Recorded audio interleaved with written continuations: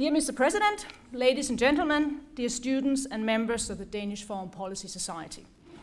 On behalf of the Society, the Center of International Law and Justice at the Law Faculty of the University of Copenhagen, and the Foreign Affairs Committee of the Danish Folketing, welcome to this seminar on the Maldives. Mr. President, show me your solar panels. That was one of my entry remarks when we met on the Maldives in October 2010. I remember you looked slightly puzzled, but as climate minister, I was fascinated by the fact that you walked the talk and also put solar panels on your own roof. And well, after 1.5 days of discussions, you realized that I was serious. And up we went on the roof of your White House, where cheerful tourists and citizens of Male waved up at us, wondering what on earth was going up on there. Mr. President, that was the image that came to my mind when I read the news in February last year that you, in that very building, was forced to resign at gunpoint. Since then, many of us in Denmark who also remember your very active role during COP15 have followed the situation in the Maldives quite closely, and we are extremely grateful that you've made it back to wonderful Copenhagen, and it's even the Queen's birthday. What actually happened in February 2012? What are the prospects for free and fair election in December? And what should we make of the recent case of public flogging of a 15-year-old girl who was repeatedly raped by her stepfather? So, Mr. President, there's a lot on our plate, and it's a great pleasure to have you here in the Danish Parliament. The floor is yours. Thank you. Thank you.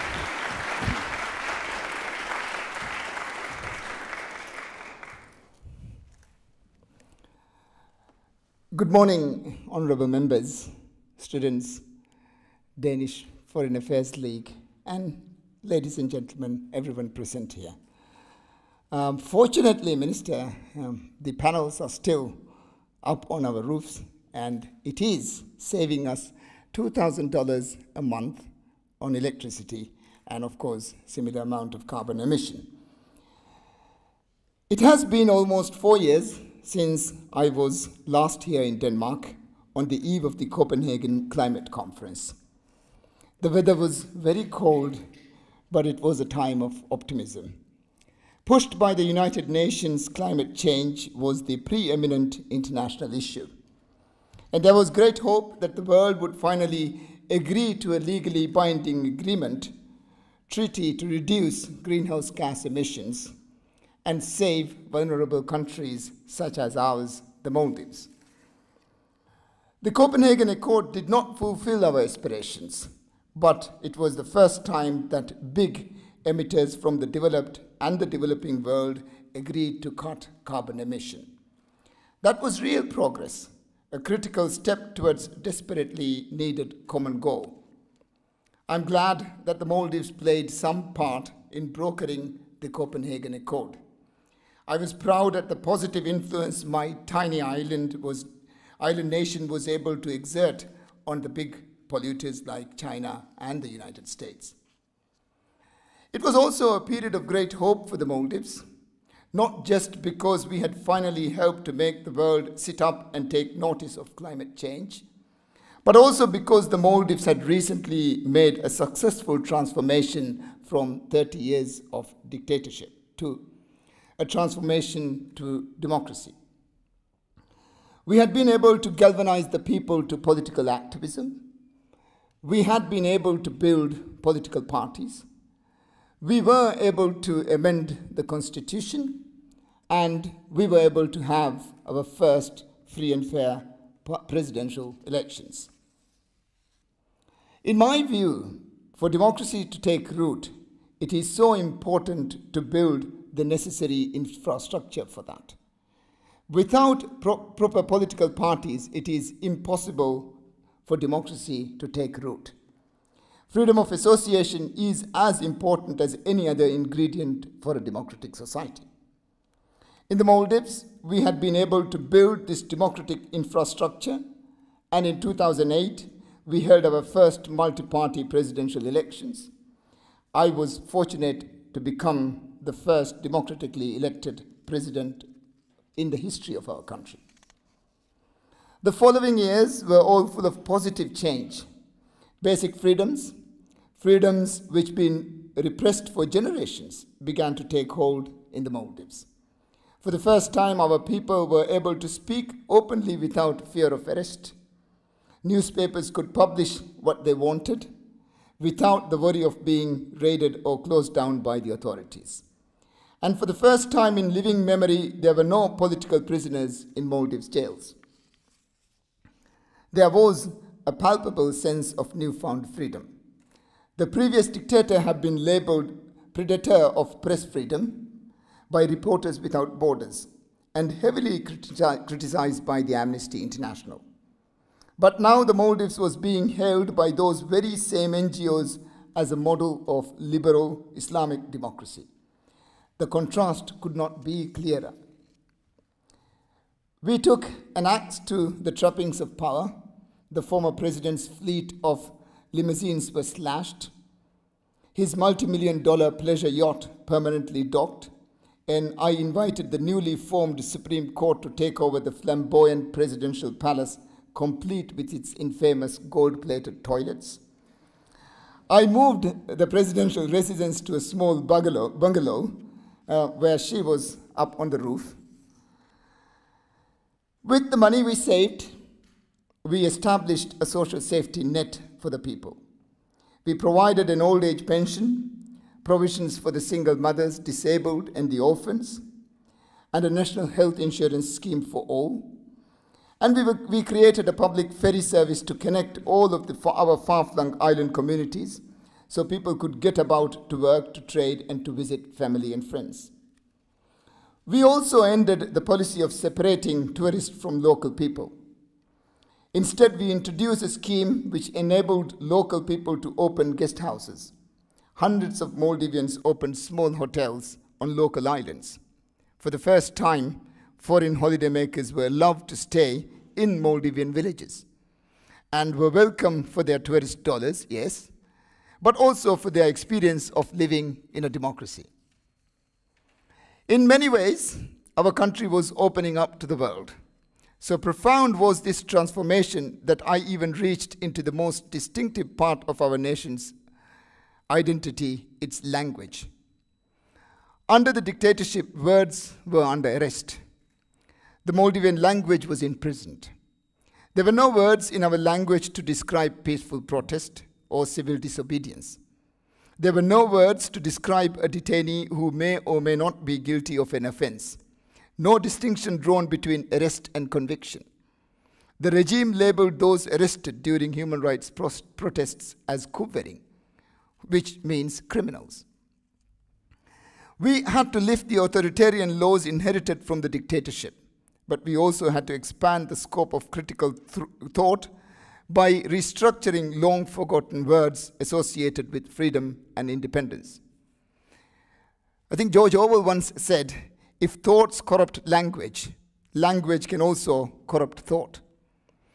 As a people, we had to free ourselves from the linguistic prison the authoritarian regime had built around us. This transformation was built on the will of the people, and it threw open the doors of artistic expression, encouraging a new era of arts, culture, and music. For the first time, artists had the freedom to draw and paint whatever they wanted.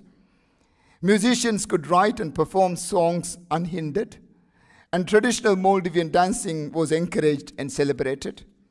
We held an international literary festival and invited authors from around the world to participate in our young democracy. Press freedom, political freedom, intellectual and artistic freedom, in 4 short years they blossomed, but then everything changed. You can remove a dictator. In a day you can do that.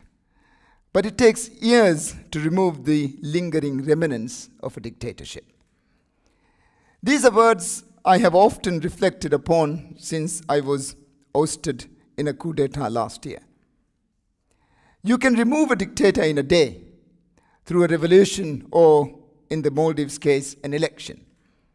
But it takes a generation to take out the dictator's secret networks, intricacies, and lingering influences. In the Maldives, ultimately the tentacles of former regimes strangled our fledgling democracy. On 7th February 2012, sections of the police and military staged a mutiny. They were controlled and encouraged by the former dictator Maumoon Abdul Gayoom and his allies, alongside Islamic extremists keen to re-establish the old order. On that day, hardline elements in the police with close links to the dictatorship went on the rampage, beating up citizens, storming the national TV and radio stations, and protesting in the heart of the capital. Islamic extremists broke into the National Museum and smashed the 12th century statues of Buddha, which dated from the Maldives' pre-Islamic history. This was the equivalent of the Taliban blowing up the Bamiyan Buddhas in Afghanistan, or the radicals in Mali sacking the medieval archives of Timbuktu. As the coup was unfolding, I was in the military barracks. The mutineers and protesters were just outside the gates. Some rogue generals who were armed told me if I did not resign within 1 hour, I would be killed, alongside members of my party and family. Under the watchful eye of a former military officer, a long-time Gayoom loyalist, I wrote a resignation letter and read it live on TV. There is an old saying in international relations: there are no such things as friends, only interests. I learned this maxim the hard way. Hours after the coup, while hundreds of our citizens were brutally beaten up by the security forces, the police even attacked some inside a hospital. Friends such as the United States, India duly recognized the new coup-installed regime.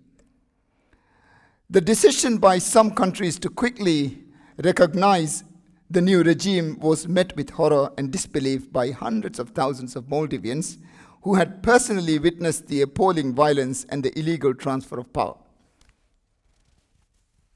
The coup was played out in broad daylight, in a crowded capital city, live on TV, and thanks to hundreds of small smartphones, in real time on Facebook and YouTube.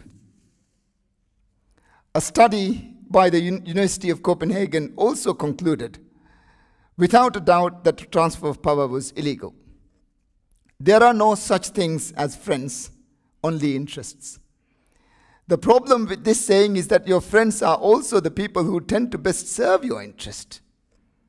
This has certainly been the case in the Maldives. The international community, or at least some big powers, hope that by backing the coup regime, there would be stability in the Maldives.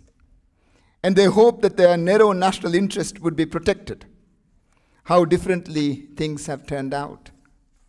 Since the coup, there have been huge street demonstrations, mass arrests, police beatings, and violence. Our hard-won freedoms are being reserved. Amnesty International has described the situation as a human rights crisis. Freedom House says Maldives can no longer be termed as an electoral democracy. There has been unprecedented instability. The coup regime has stabbed democracy such as India in the back by cozying up to fellow authoritarian regimes and unilaterally cancelling a $500 million contract with an Indian corporation to upgrade the airport in the Maldives. The major powers rushed to embrace the coup regime, left them without their cherished stability, without democracy, and without influence with those now in power in Mali. Rushing to appease the coup government was a foreign policy disaster. Today, the international community has come to see that stability, human rights, and protection of their interests are impossible under the current regime in Mali. The former dictatorship organized the coup because they could not see the edifice of their economic and political power crumbling. It was crumbling because Maldivians have rejected authoritarianism, rejected feudalism, and largely rejected Islamic extremism. People were enjoying their newfound freedoms.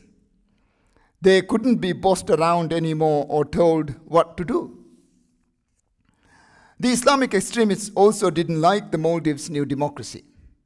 They didn't like it because they were unpopular. The Islamists were never a credible electoral threat. They failed to win the presidential elections in 2008. They failed to win in local government elections. In 2011, they won less than 4% of the vote. But now, after the coup, extremists have been rewarded with 3 cabinet positions in the government. And in many ways, they set the tone of government communications. And they are busy trying to indoctrinate the people with a misguided version of Islam. Today, Maldives stands at the edge of a cliff. We have presidential elections due this September. I have been selected by my party, which is the country's largest party, to stand in that election. I believe we can win the presidential elections just as we did in 2008, probably more handsomely now. And when we win, we shall restart the process of democratic reform that was cut short by the last year's coup, without vengeance or without vendetta. But the regime fears the will of the people. They fear our reforms that were proving so popular.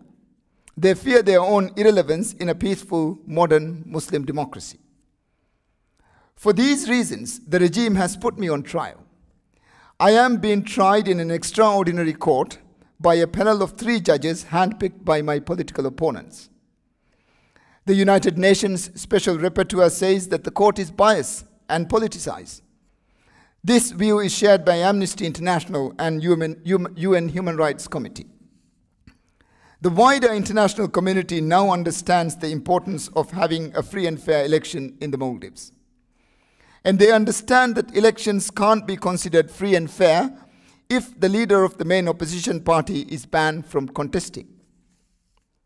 This is why India is now demanding I be allowed to stand in the presidential elections. And the European Union, the Commonwealth, Britain, and France have all publicly said that the elections won't be considered credible if I am prevented from contesting. But the regime will try and steal this election by any means possible. They cannot be trusted to uphold democratic values they do not believe in. Instead of standing for office this September, I might be locked inside a jail cell again. The charges I face carry a 3-year prison sentence. I do not fear prison. I have been jailed many times during my life. I have spent 18 months in solitary confinement under the dictatorship in a metal cage in which I couldn't stand up or lie down. I've been tortured twice, and I am prepared to return to jail for my beliefs again and again and again. But this was never about me. September's election is not about my career prospects. It's far more important than that. It is about a principle, and that principle is democracy.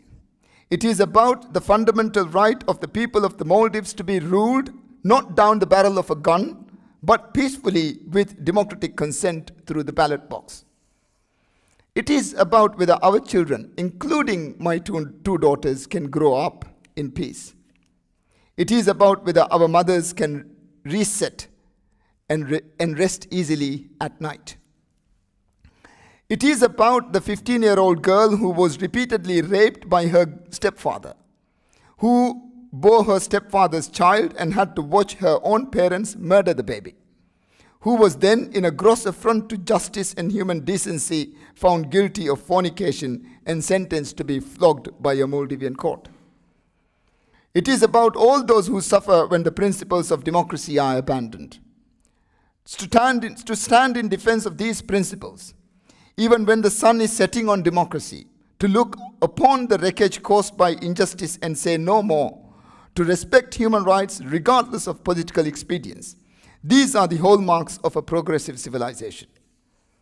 They are the principles behind the European project. And they are the qualities which the Nobel Committee recognized when they awarded last year's Peace Prize to the European Union. and a commitment to democratic principles is the reason why Denmark never recognized the coup regime in the Maldives. And so I appeal to you, not just as Danes, but as Democrats. Honorable MPs, please use your good office to ensure that the presidential elections in the Maldives this September are free and fair, inclusive and credible, and the regime respects the will of the people. And if you can't or won't do that for our sake, then I urge you to ensure free and fair elections for your own sake. The vast majority of the people are your friends.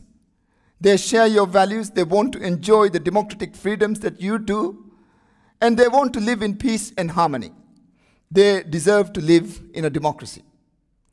But a democratic Maldives is not only your friend, it is also the best guarantor of your interests. Because a radicalized authoritarian stronghold in the Maldives is a threat. It is a threat to hundreds of thousands of Europeans who holiday there every year. It is a threat to the neighboring democracies such as India. And it is a threat to the stability of the wider Indian Ocean, through which 40% of the world trade passes. A democratic Maldives is your friend, but it also protects your interests. And so let me end with a final appeal. Please continue to support the noble cause of democracy in my country, just as you have so diligently protected your own. Thank you.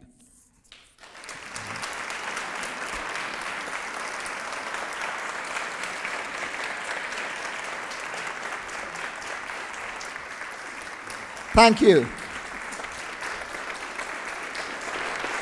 Thank you. Well, thank you. And thank you very much. You said there are no friends, only interests, and you also highlighted very clearly that Maldives stands at the edge of a cliff. And that's obviously also a part of the discussion now. How do we avoid falling down that cliff? There will be, after this particular lecture, another lecture at the University of Copenhagen. So this is an advertisement. So everybody interested in climate change, sustainability, the president will speak at 2 o'clock at the University of Copenhagen, Thorvaldsensvej number 40. So 2 o'clock sustainability lecture at the University of Copenhagen. So this also implies, although we will obviously also discuss climate change here, but if somebody's really, really interested in that topic, then there is an entire session also on that. So who would like to start off the discussion? Yes, gentleman, Anders Henriksen. Thank you, Mr. President, for a very vivid presentation. You mentioned that we all have obligations towards the future of the Maldives. Can you be more specific, more concrete? You're speaking now in the House of Parliament. What can the Danish politicians, such as Løkke and her colleagues, what can they do? What can we do, basically, in practical terms, to contribute? Well, firstly, to very clearly articulate your words and make statements and expressions clearly messaging so that the message is brought home in the Maldives. You are also a leading member of the European Union, and therefore you have so much clout. You are contributing to the Maldives very handsomely, and you've been doing that through your development agencies for quite some time. And therefore you must be heard in Mali, and I think you can have a leverage with the government in the Maldives. And I also think that with your participation with other friends, other like-minded friends, the Indian government, the British government, or anyone that you could get hold of, I think it would do us an immense amount of good if you keep on articulating and then do it very clearly. Do not mince words and make it clear on what you want. I would argue that you should do everything short of a military intervention. I think this is very, very serious. And as I keep stressing, it's not about me. And in many ways, it's not just about the Maldives. It is about a much wider principle. It is about democracy, and it is also about stability in the Indian Ocean. We have Islamic radicalism, we have piracy, we have money laundering, we have human trafficking, we have drug dealing, we have everything going through the Indian Ocean. And if you think that an unstable Maldives is going to stabilize anything in the Indian Ocean, I'm sorry, you are very, very wrong. So please get your act together and get on with it. But one thing is, I mean, you say words, and obviously words are important, but could there also be something, I mean, in the run-up to election commission where the European Union as such could play a role, or what's your dream scenario there? Yes, thank you. Election observation is important.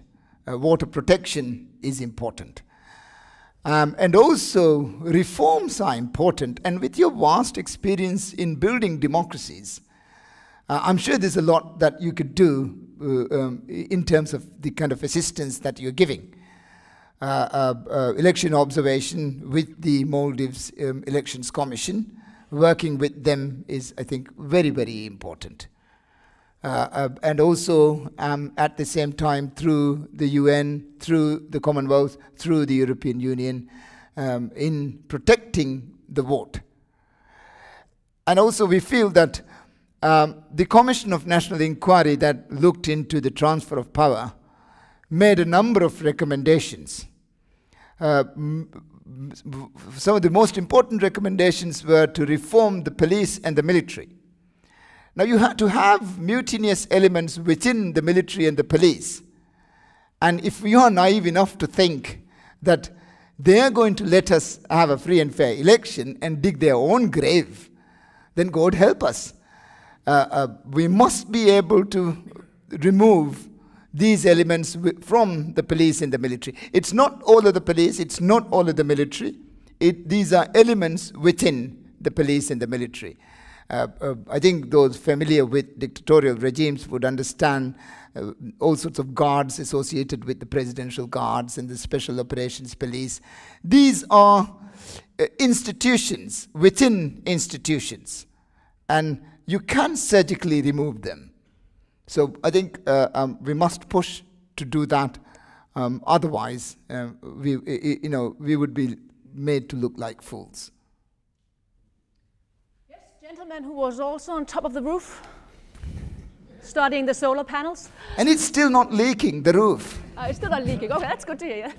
Mr. President, thank you very much for your eloquence and not least your touching tribute to freedom of expression. You know that in this country you will never say anything wrong when you express your support for that part. One thing I would like to ask you is, when we met in 2010, that was actually just before the Arab Spring. And what we discussed at this wonderful evening that you invited us out to on one of the islets was that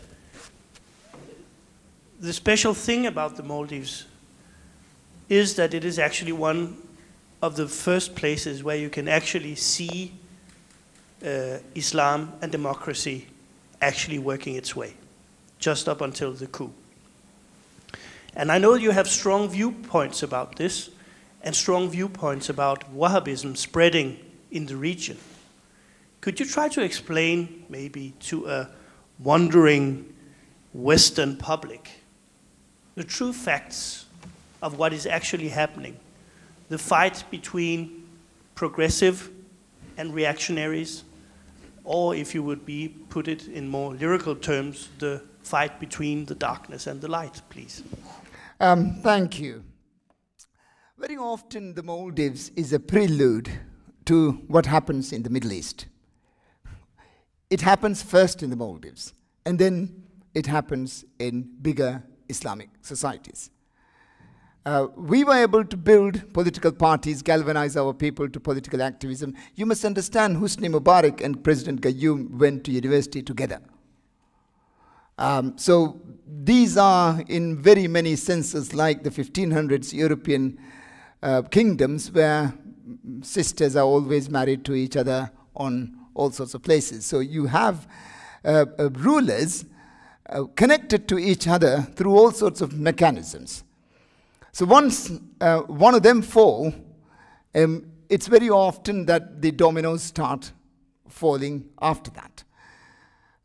We were able to galvanize our people to political activism, form political parties, get the constitution amended, and we did not topple the government, but we wanted to have an election. Now, if you look at what's now happening in Egypt, the good judge there yesterday has decided to pass sentence saying that Mr. Mubarak was scotch-free and nothing wrong with, he didn't shoot anyone, apparently he did nothing. And you think, that this is going to create stability in the new Egypt? No, it's not. I am sure that this big country is going the same line, in the same direction as the Maldives has gone. And I am certain that they are going to have a military coup, as we have had. And I'm also certain that before the gunpowder actually explodes, the United States and big countries are going to recognize the new regime. And I'm sure, again, we will go into this long argument of a free and fair election in Egypt. I'm not suggesting that I have the answers for this. I'm just merely making an observation that there is a blueprint in the Maldives, and you must use that to understand what's happening elsewhere in similar cultures and in similar societies. We may be small, but we represent a lot of Middle Eastern or Islamic cultures. Now, on radical Islam and the Wahhabism that is spreading throughout the Middle East and now East Asia, it's very, very, very worrying. Now, this is not Islam necessarily, but more Hijaz or Saudi thinking, their culture. And it is an idea to impose that culture upon all Islamic societies.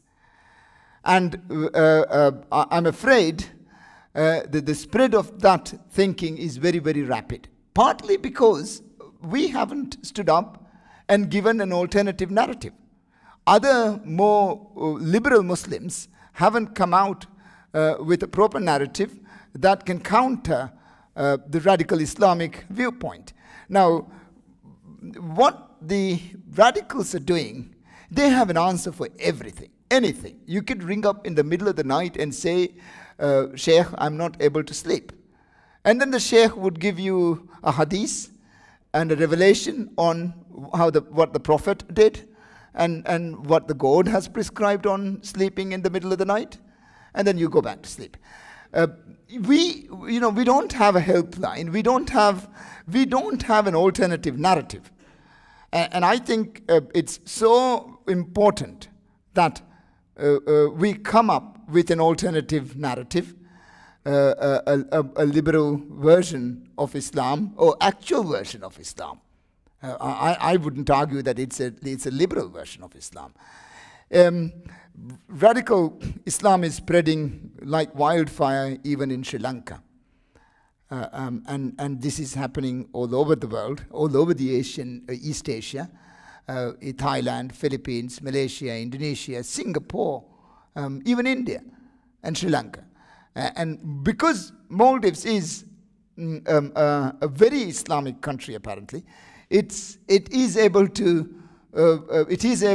play a very, very important role in the spread of these religious ideas. And similarly, I believe that with proper democracy in the Maldives, we can play a very important role as a counter to the Reformation, or rather the Jesuits have to come up quickly. It would be nice to have a helpline, though. I mean, many sort of ways of life. Who would like to ask the next question? Yes, gentleman here. Hello, Mr. President. Thank you for speaking. Please stand up. Yeah. So we see you. I would like to ask you if you have any thoughts on whether your activism as a president, like you are an activist president, where most presidents are political presidents, not being so engaged in annoying or difficult matters such as climate change and fair trading. Do you think that your level of activism has damaged your ability to function as a president? it was never an idea to be president at any cost. It was always the intention that my views and our beliefs are intact.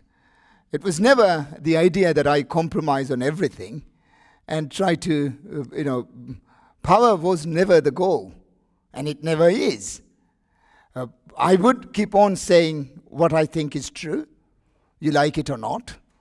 And I believe that the vast majority of the people of any country wants their leaders to be more frank, to be more clear, and to articulate so that the people also actually understand what's going on.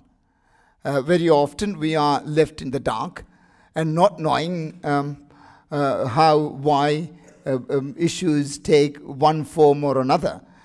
And therefore, very often it is when, after you drop the ball that you suddenly realize, oh my God, that's what happened, so let's have an inquiry.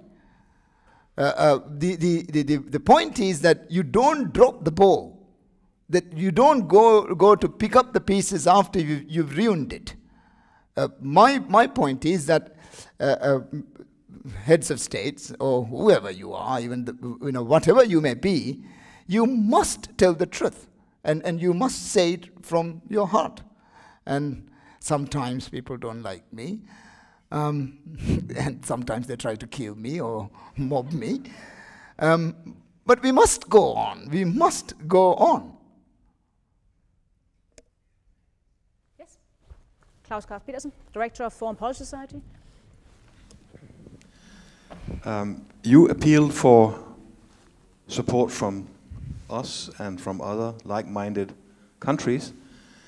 I believe that some countries are more like-minded with the present government, the present illegal government. Is that a big problem? Is financial support flowing in from the paragon of democracy called Saudi Arabia, for instance, where Salafists get a lot of money from and so on? Is that a problem? Well, when we are on this subject of support, what about a friendly naval visit in September from, we have some pretty nice big modern warships that are operating in the Gulf and so on. They could maybe dock and show the flag. And they're always there now, the big ships. Some of the US bigger aircraft carriers were recently there. Minutes, I think. It was there just recently. And the Indian warships are very often also there. Yes, any pressure. And to impress upon the regime in the Maldives that you cannot go scotch-free and do this. And hopefully to get the message very clearly home. This is not on. Yes, I believe that there are other countries who wouldn't want necessarily, a government or an idea such as ours to flourish. I'm sure there are people who detest us. But I think the vast majority of the people of this planet understands what we are talking about. And in my view, it's always far more important to get the people understanding the need for reforms and the need for democracy. In direct answer to your question, yes, there are countries, institutions, and people who are assisting the regime in Mali. And for these people, they have a vested interest in maintaining that. One of the American commentators has suggested that the Maldives was the first climate change coup. Unfortunately, I'm never a strong believer of conspiracy theories, but unfortunately or ironically, the countries who did not want to sign the Copenhagen Accord were the countries who instantly recognized the government in the Maldives. Gentleman over there. Good day, Mr. President. My name is Søren Nielsen. I'm a veterinary surgeon, and actually I'm authorized as such by the Ministry of Fisheries and Agriculture of the Maldives. And I have at some occasions also had the opportunity to practice there. Yeah. And the cat, you had a look at my cat also. I have 2 sons and a daughter-in-law working as expats in the Maldives. One of them he's now back again.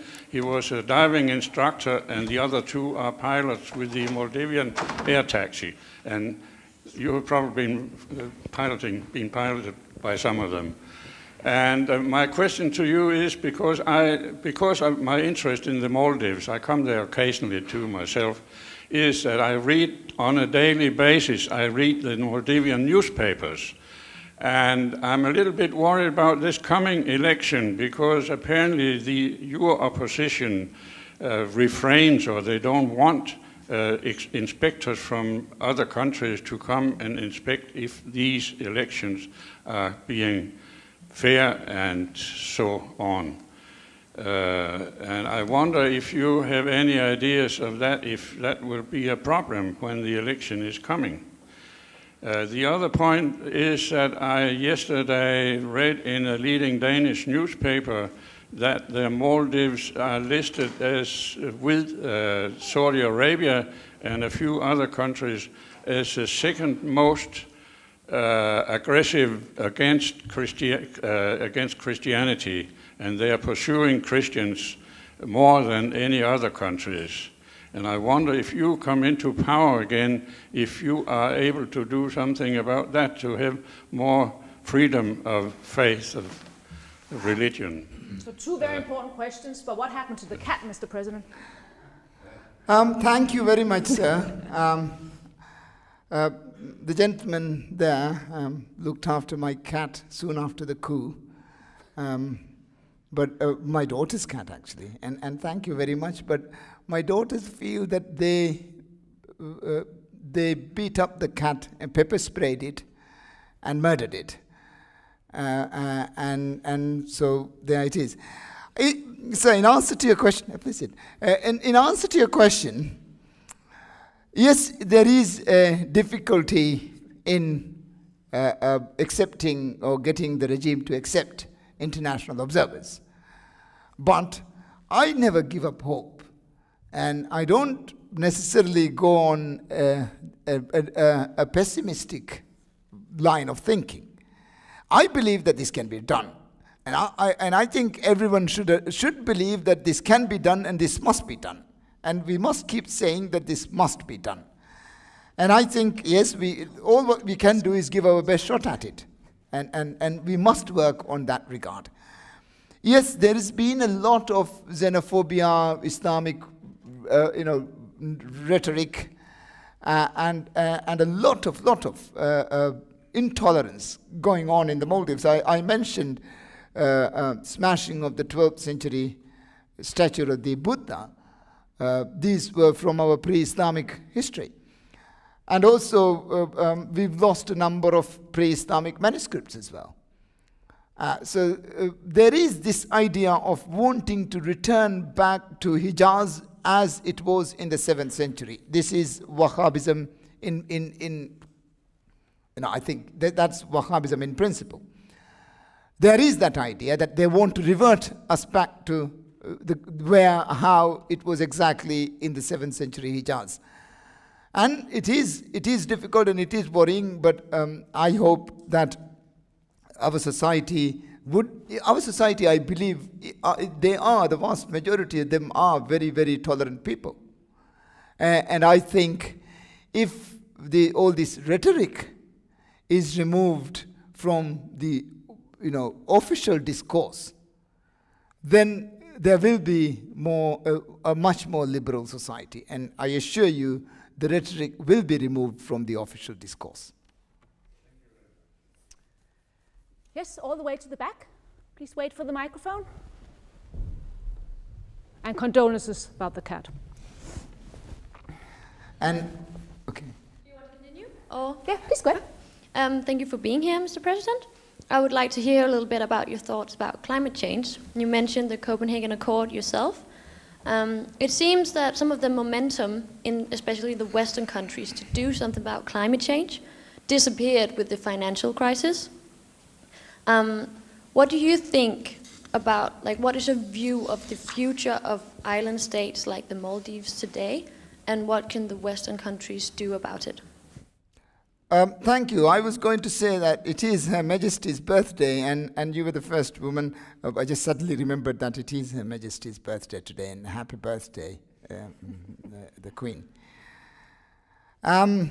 We have a full session on climate change in the university. But as you said, yes,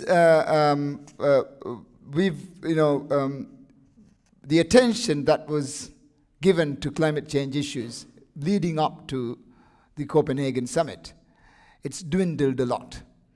And you have had doubters and others coming out and campaigning against the issues and against people like me. And there's been a lot of anti-climate change talk going on. And the future, your question is, so how do I see my future? It's not mine alone, it's yours as well. Our future is very bleak. And you know, sitting here with bigger land masses, you may think that you are safer. But what we're talking is not only about sea level rise. We are talking about climate aberration. The winters would be colder, the summers would be hotter, the winds would be stronger, the swells bigger. Everything is going to change. And we are at a tipping point.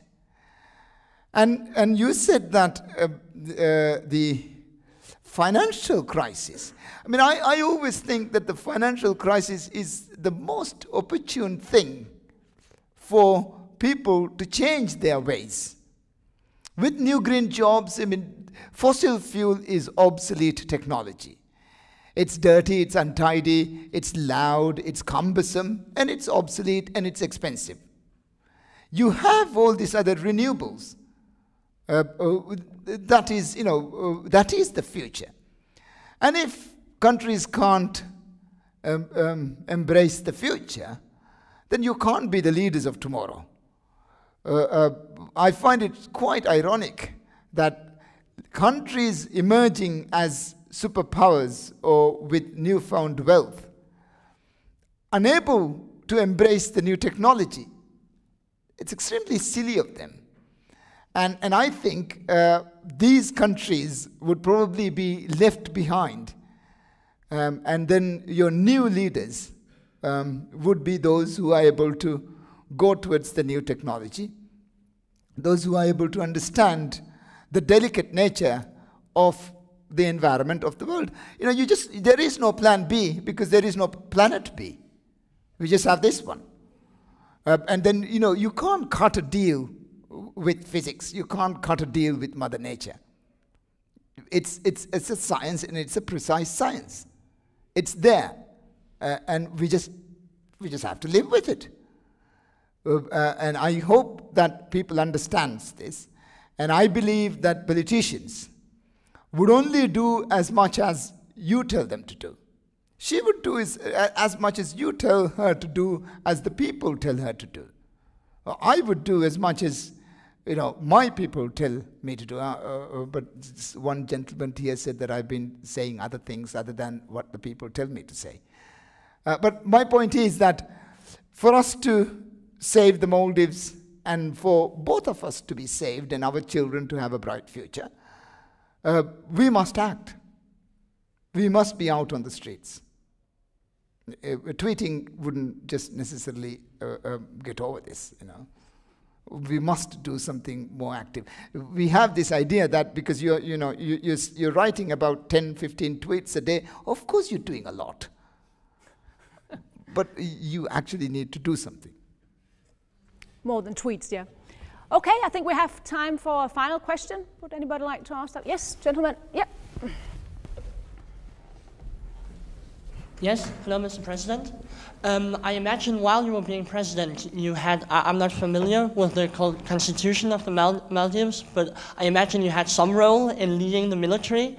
And the experience shows that the very generals, your own very generals, were turned against you.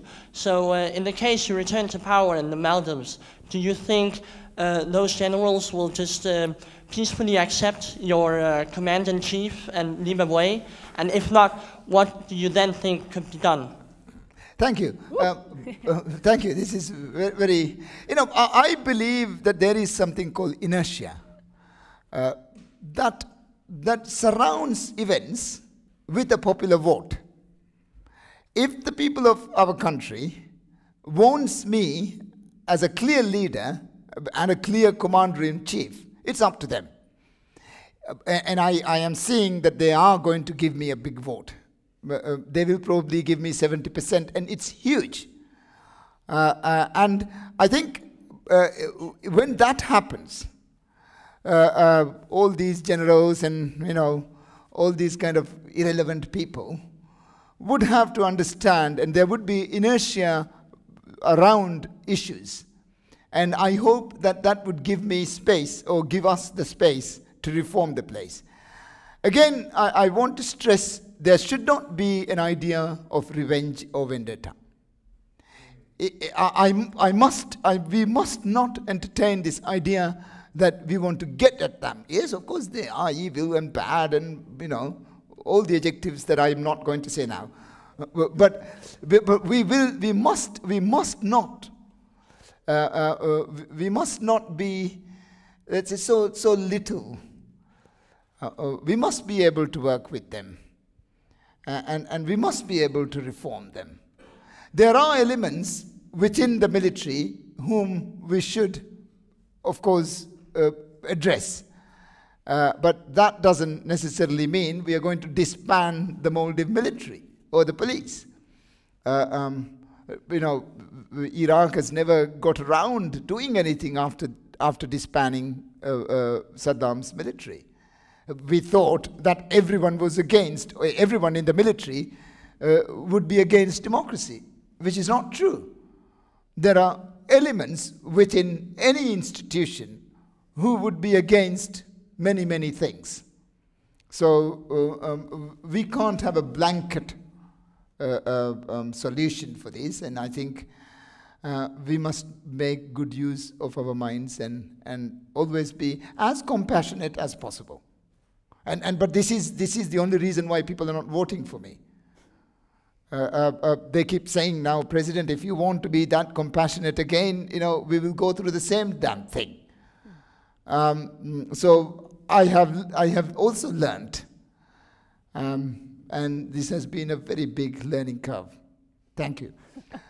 I think that's a brilliant way to end, with the steep learning curve. Thank you very much for coming and making the clear statement about democracy, about freedom, but obviously also about climate change. We thought a bit about what to give you as a present, so you can remember this event. And when I went to the Maldives, I got this brilliant Maldivian football jersey. So that would obviously have been one thing. We'd give you a Danish football jersey. But we decided something else, because COP15 was called Copenhagen. Well, one could debate whether it was Copenhagen at the end, but this is a optimist. And this will hopefully sort of also give you some joy, but also hope for the upcoming election, and we will all follow it very intensively. Thank you very much, Mr. President. Well, thank you. Thank you very much. And I would also especially like to thank my friends, the ministers who visited the Maldives, who've seen it firsthand. And I'm now with the view that you've actually understood what's going on. They're clever. And so with clever people like you, I'm sure we are going to have a bright future. Thank you. Thank you very much.